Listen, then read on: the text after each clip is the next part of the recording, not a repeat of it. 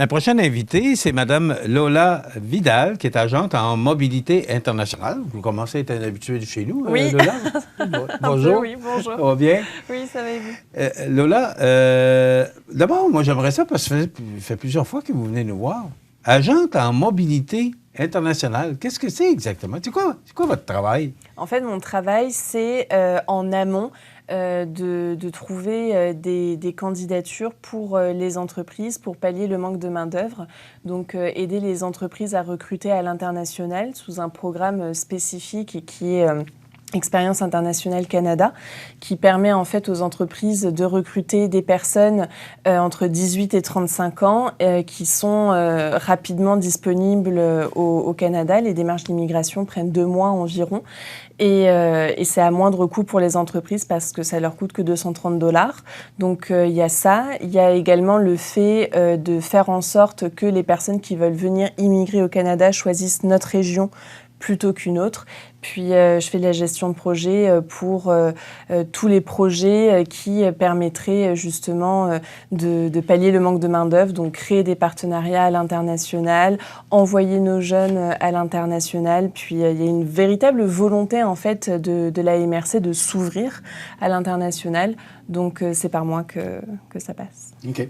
Est-ce que, par ce travail, parce que je sais que vous faites de nombreux efforts, là, parce que vous venez nous en parler régulièrement, est-ce que ça porte ses fruits? Est-ce qu'il y a beaucoup de gens qui viennent de l'extérieur, des immigrants, bien sûr, qui viennent ici et qui trouvent des emplois ou ils vont à Montréal, à Québec? Est-ce que Montmagny, particulièrement, ou la Côte-du-Sud, est un territoire qui est intéressant pour les immigrants?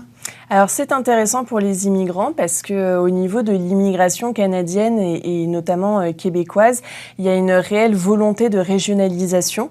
Donc, c'est intéressant pour les personnes immigrantes de plutôt s'installer en région plutôt que dans les grandes villes, comme notamment le Grand Montréal ou Québec.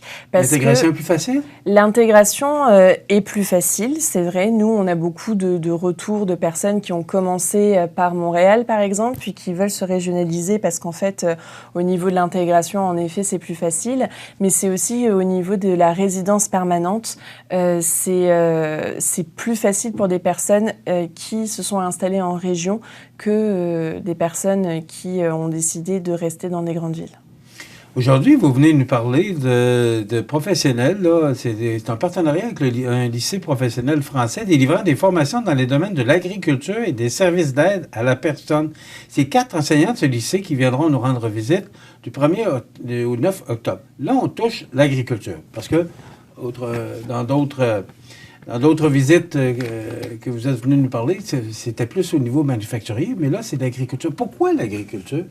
Alors, pourquoi l'agriculture? Parce que c'est des formations justement qui sont délivrées par ce lycée professionnel. En fait, comment ça a commencé? Quand moi je suis arrivée en poste, on a été approché par la fromagerie de l'Île aux Grues qui est toujours en train de chercher de la main-d'œuvre. Donc, ils étaient un petit peu désespérés et suite à ça, on a décidé de créer un partenariat avec des lycées professionnels qui délivrent des formations en fromagerie pour justement faire en sorte qu'ils aient une banque de candidats, que ce soit des stagiaires ou des travailleurs temporaires. Et on a fait un partenariat avec 3 lycées professionnels français, dont l'un d'entre eux, qui est la Provence Verte, qui va venir nous rendre visite la première semaine d'octobre. Eux, ils délivrent des formations donc à la fois en agriculture de manière générale, donc en fromagerie, en transformation alimentaire, mais aussi tout ce qui est élevage, tout type d'élevage, que ce soit bovin ou autre, maraîcher, des fermes, etc. Donc c'est intéressant pour nos entreprises parce que le côté agriculture est quand même assez important dans notre région. Donc c'est intéressant. Puis c'est d'autant plus intéressant ce partenariat que les formations qu'ils délivrent sont très bien, mais il n'y a pas énormément de débouchés professionnels en France, alors qu'ici, il y a une grande demande. Donc, c'est pour ça que ce partenariat est intéressant. Pourtant, le fromage et la France, ça va ensemble? Hein? Oui, c'est vrai, mais ils ne délivrent pas que ce genre de formation. 8 jours, du 1er au 9, là, c'est à peu près 8 jours. C'est pas long. Est-ce qu'ils ont le temps Est-ce que cette observation-là, durant une semaine, c'est suffisant pour se faire une idée pour eux? Je pense, en tout cas, le planning est assez intense et chargé, Oui, donc croyez-moi j'imagine que qu'ils vont voir... l'agenda doit être assez chargé. Oui, c'est ça, mais déjà, eux, à la base, ils voulaient venir 4-5 jours, puis on leur a dit que c'était pas possible, ça devrait être minimum une semaine. Ils vont rencontrer une dizaine d'entreprises, que ce soit ici à Montmagny, mais également à Saint-Fabien, dans le sud du territoire.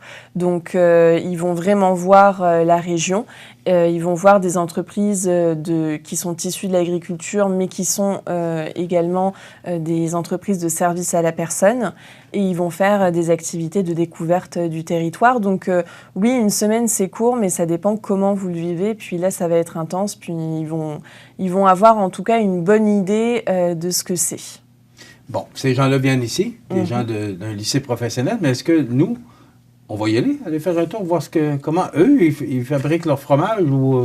Alors, nous, on n'a pas cette volonté-là dans le sens où eux, ils viennent pour voir, pour pouvoir en parler à leurs étudiants. Le but étant que, pardon, les entreprises puissent accueillir des stagiaires, voire leurs finissants, donc des travailleurs temporaires. Donc c'est pour ça que c'est intéressant pour eux de venir voir les entreprises, comment elles fonctionnent, quels sont leurs besoins et comment ils peuvent leur envoyer des étudiants dans ce cadre-là. Et nous, on ira courant mars pour justement parler à leurs étudiants, leur parler de la vie dans la région.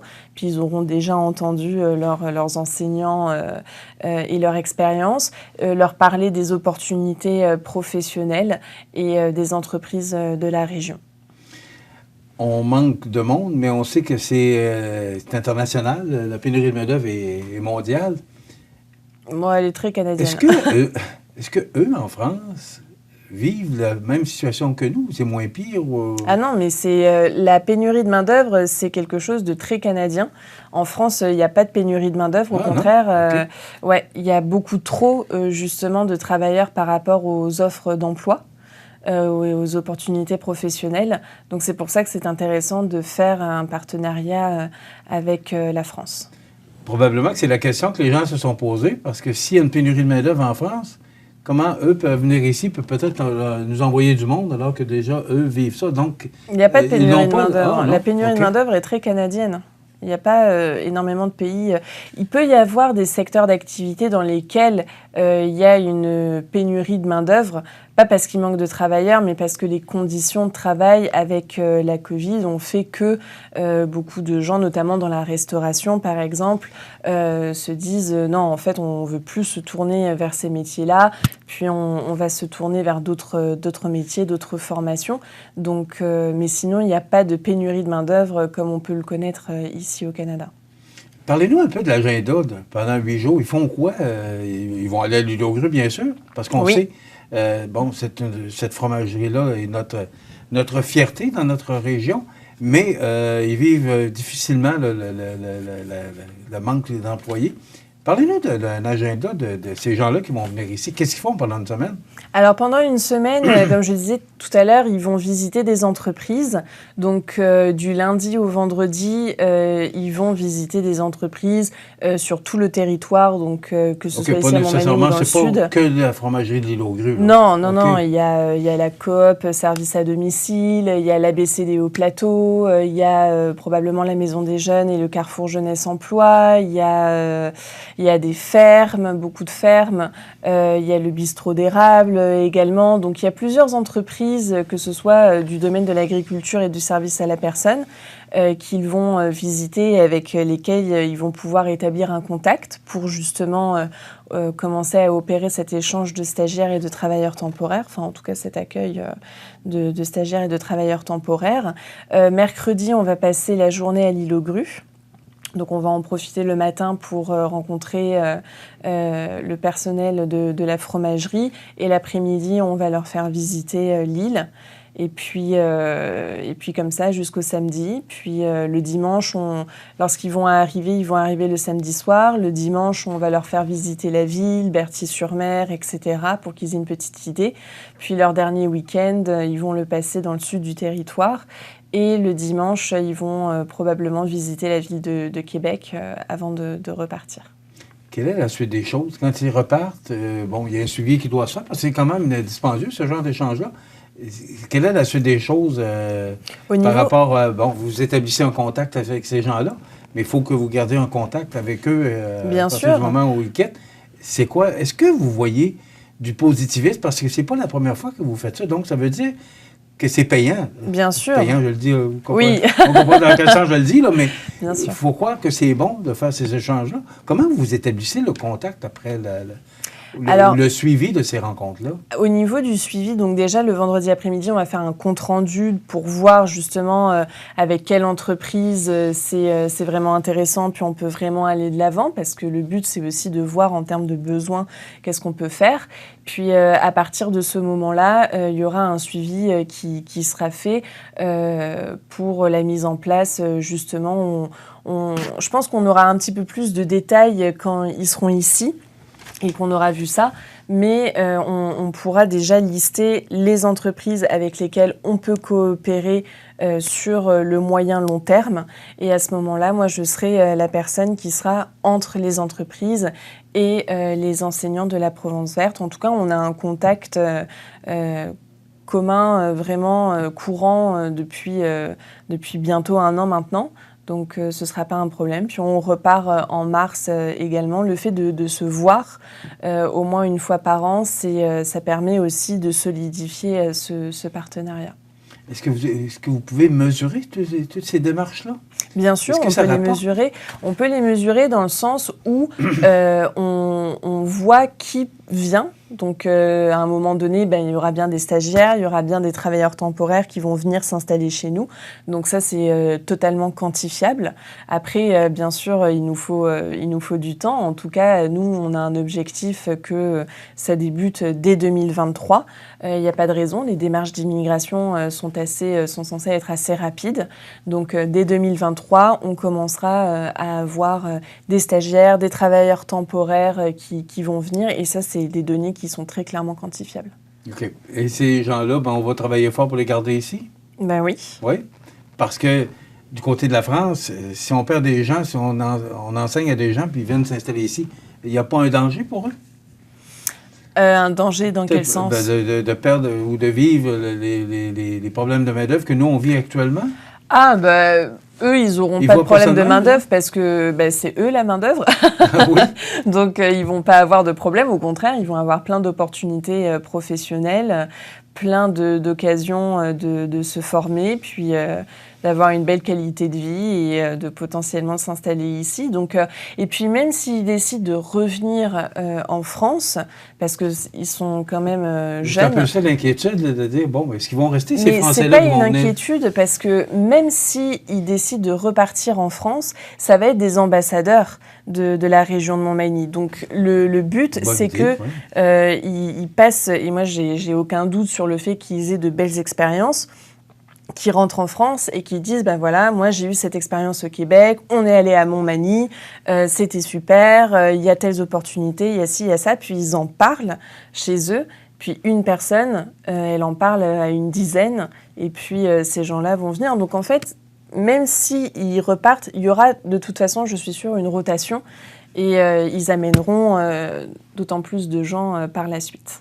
Et avant l'entrevue, vous me disiez aussi que nous aussi, on va aller là-bas pour apprendre les procédés Pas pour apprendre les procédés, parce que ça les concerne eux, mais pour présenter la région. En fait, en mars, c'est le moment où les jeunes du lycée professionnel doivent faire des choix en termes de carrière. Est-ce qu'ils se lancent directement en emploi? Est-ce qu'ils continuent leur formation? Donc, nous, on va arriver à ce moment-là, puis on va leur parler, on va présenter, on va faire rayonner la région de Montmagny en leur présentant la région, qu'est-ce que c'est de vivre ici, quelles sont les opportunités professionnelles, quelles sont les possibilités pour eux. Et puis, moi, je suis française, donc je pourrais leur donner mon retour d'expérience. Puis, ce sera si vous faites autant d'échanges, c'est parce que c'est concluant. Bien sûr. OK. Parce que si ça ne donnait pas de résultat, bien sûr. Vous ne metteriez pas autant d'efforts à recevoir ces gens-là bien ici. Sûr. Ça veut dire que c'est profitable pour nous. Ah, mais c'est profitable. Parce qu'on ne doit pas être les seuls à solliciter de la main-d'œuvre extérieure. Ah oui, bien sûr. Et puis, il y a tellement de gens qui veulent venir s'installer au Canada, puis surtout en France. Le Canada a quand même une très belle réputation. Donc, et Montmagny aussi. Montmagny est un petit peu moins connu, mais justement, c'est une belle occasion de faire rayonner la région et de leur faire connaître Montmagny.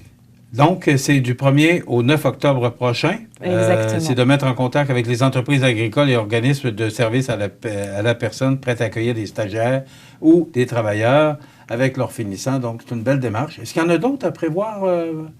Parce que là, c'est quelques échanges que vous venez nous oui, c'est parler, vrai. mais est-ce que vous en avez d'autres en projection? Oui, on a la Martinique, avec lesquels on va faire plusieurs types d'échanges. Donc ça, on aura l'occasion de s'en reparler. Mais on a un partenariat avec un territoire, l'Espace Sud, en Martinique. Donc on sera également amené l'année prochaine à y aller. Et puis là, ce sera vraiment très intéressant parce qu'on pourra faire un échange de jeunes, on pourra faire un échange de professionnels pour qu'il y ait un échange de compétences, notamment dans le secteur touristique et puis tout ce qui est gestion des déchets et environnemental. Donc il y a toujours cet aspect-là quand on s'ouvre à l'international, c'est de pouvoir à la fois faire bénéficier nos jeunes et à la fois aussi avoir des échanges de compétences. Donc, c'est intéressant d'avoir la possibilité de faire ça avec plusieurs territoires dans le monde. Bravo, félicitations pour cette belle démarche. Tenez-nous au courant des développements par rapport à cette visite là, avec grand plaisir, oui. Comment vous voyez, ou comment vous analysez cette visite-là. Merci beaucoup. Merci Lola Vidal, qui est agente en mobilité internationale pour la MRC de Montmagny.